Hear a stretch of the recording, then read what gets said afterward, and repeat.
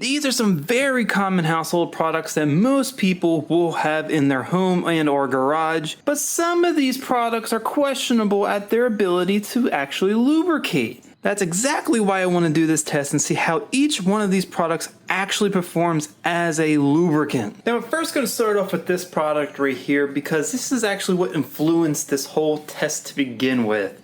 I actually made a few fun videos with this product a little while ago, and I had a lot of people say WD-40 isn't a lubricant, and I had to go and say that yes it is, at least according to WD-40. But part of me has to side with those who were saying it's not a lubricant. I think the fair thing to say is maybe not a great lubricant, but that's what we're about to test. And how we're gonna do that? Well, I'm about to show you. Since one of the most important properties of a lubricant is its film strength and its ability to provide a protective barrier between two surfaces, that's what I'm gonna go and test.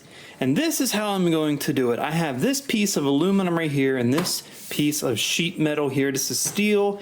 And this is basically going to be a sled. On top of the sled, I will be adding a bunch of weight. And then using a scale like this to pull and measure how much force or how many pounds it takes to actually move all of this weight. While not super scientific, the idea behind this test is to test each one of these products' film strength. If a product is providing a good film strength, then in theory it should take less resistance or less weight to move that across the surface because there is a thin barrier of lubricant between both metal surfaces, thus creating less friction. And less friction means less wear. So that's the whole premise behind this testing method. With that said, let's go ahead and begin testing. Before and after every product, I'm going to spray all the surfaces down and clean everything with brake parts cleaner. Then make sure there's no contamination between products. And we're first testing no lubricant at all and see how much force, this is our baseline numbers, how much force it takes to pull all of this weight across this with nothing on the surface at all. So let's go ahead and do that right now. So I'm going to go ahead and begin our test here. I'm going to start pulling this way and we're going to see exactly how much weight or force it takes to start moving all of this weight. So let's go ahead and see where we are.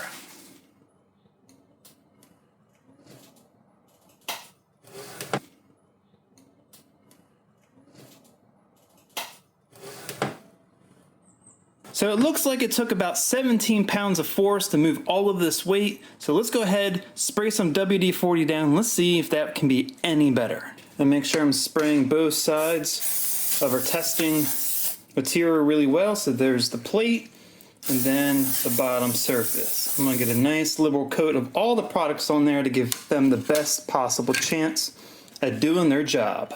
So we got WD-40 all sprayed down. Let's go ahead and see if we can get anything better than 17 pounds.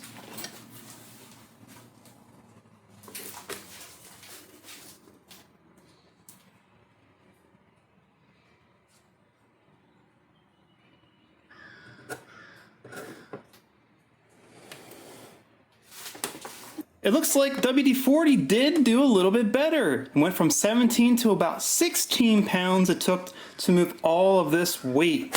Now let's clean everything off and we'll go ahead and try this 3-in-1 oil and see how this does. Okay, we're adding our 3-in-1 oil.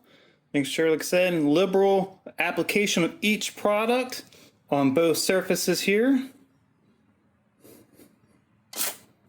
All right, 3-in-1 oil down. Let's see if we can beat the WD-40.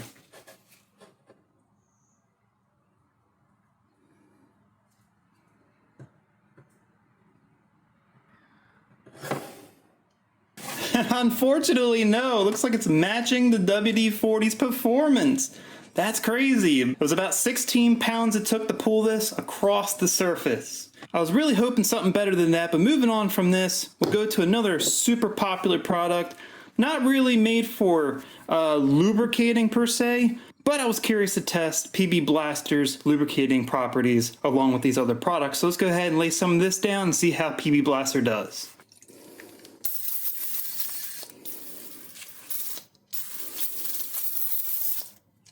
Let's Let's go ahead and see how well PB Blaster does. Can it beat WD-40 in the 3-in-1?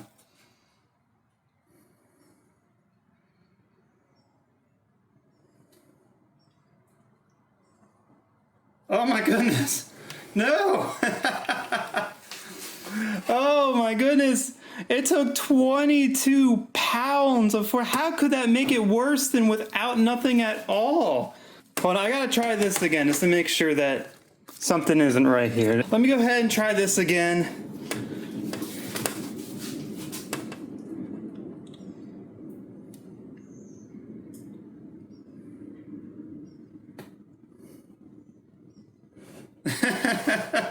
Yeah, about 21, 22 pounds of force.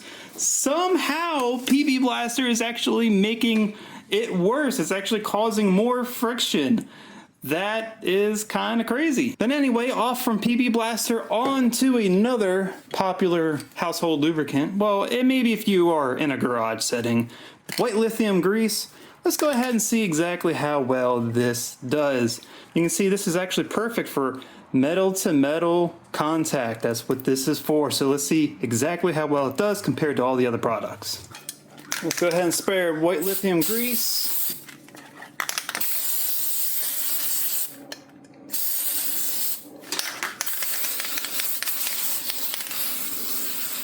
All right, with everything coated with white lithium grease, let's see how well this does. Can't be any worse than the PB Blaster. Oh, look at that. Oh my God. I barely started moving it. Hold on, let's pull it back. Okay, hold on.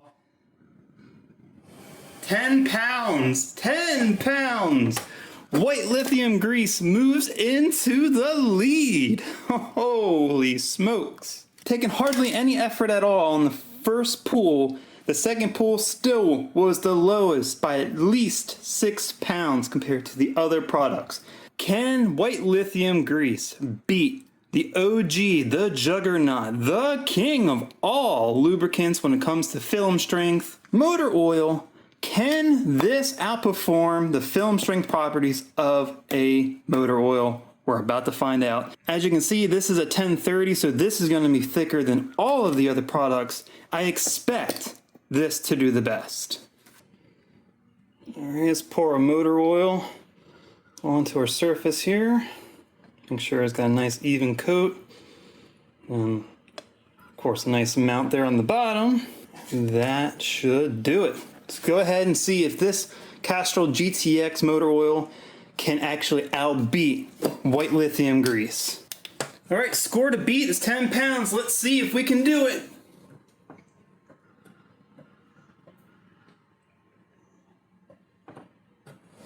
No! Oh!